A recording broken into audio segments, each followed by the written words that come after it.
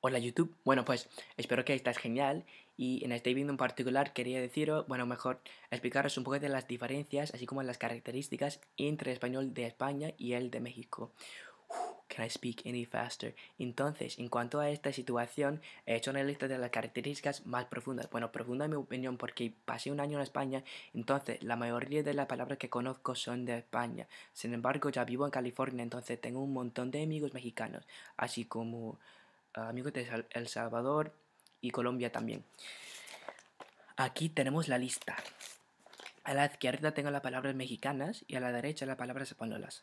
Entonces, cinco palabras más profundas y voy a hablar también. Quería decir que, bueno, voy a hablar en inglés para facilitar a la gente que los seguidores, lo que sea. Vamos a comenzar ya en inglés. Okay, so some of the words that I've realized really are a lot different in both languages are the following. So, when you're rushing out of the house, you gotta go. You're going to church, or you're going to school, or you're going to the mall. What do you say? What do you say to your friend? You say, hurry up, we gotta go, we gotta go. In Mexico, you say, apúrate, apúrate, or ándale. So you probably hear this a lot, like ándale, ándale. Like they say, like it means like hurry up, like we're rushing, we don't have much time. Apúrate. But if you're in Spain, a lot of the times, and someone's like, oh, like hurry up, like we gotta go, we don't have much time, you say date prisa, date prisa, and that just means like rush, we gotta go, or hombre, vamos, tengo prisa, like I'm rushing, I gotta go.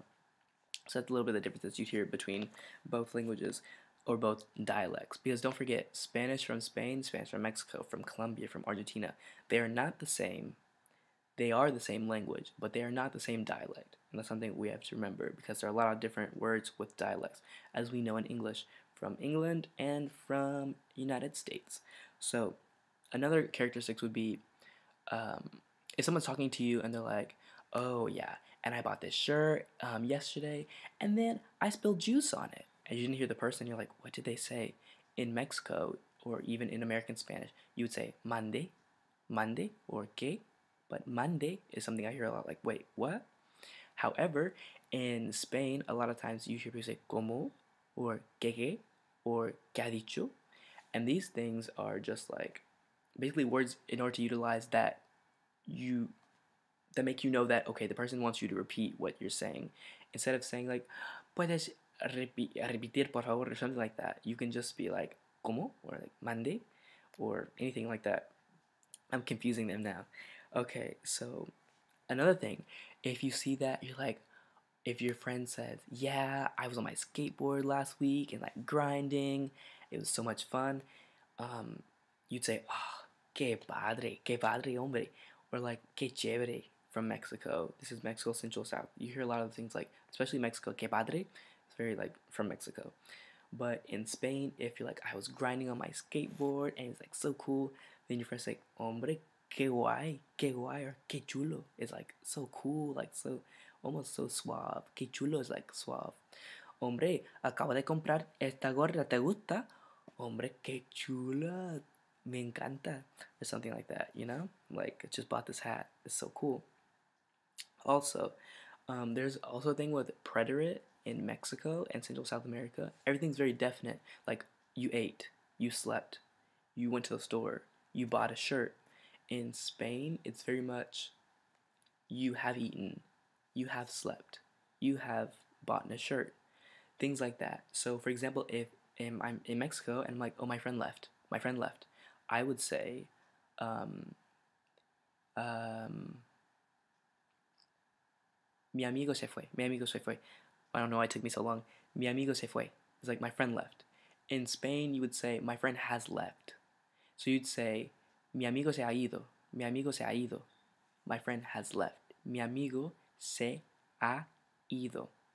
And I'll put, of course, up there, everything I'm saying so you guys understand how it's spelled and then, of course, how it's pronounced. So, lastly, the biggest thing, number one, is ceseo and ceseo, which is the difference between as we know in English, as we call it in English, it's ceseo, but we call it a lisp, And that's the thing you notice. Oh, that person. Oh, bueno, esa persona es de España, obviamente. Mira su lisp. Pero no se llama así. It's not a lisp. It's ceseo. And it's spelled C-E-C-E-O. And it just basically states that every combination of the letters C-I, C-E, and Z will be pronounced with the TH sound, such as the word the or theory. However, this only occurs in Spain. Ceceo does not occur anywhere else geographically in the world, only Spain and Ceuta, and which is in Africa, but it's a territory of Spain. So that's one of the most important things. So 3 words, I'll pronounce them with ceceo and without ceceo. So with ceceo is ciudad, cerveza, zapato. Without, and then I'll pronounce it with ceseo, which is ciudad, zapato, cerveza.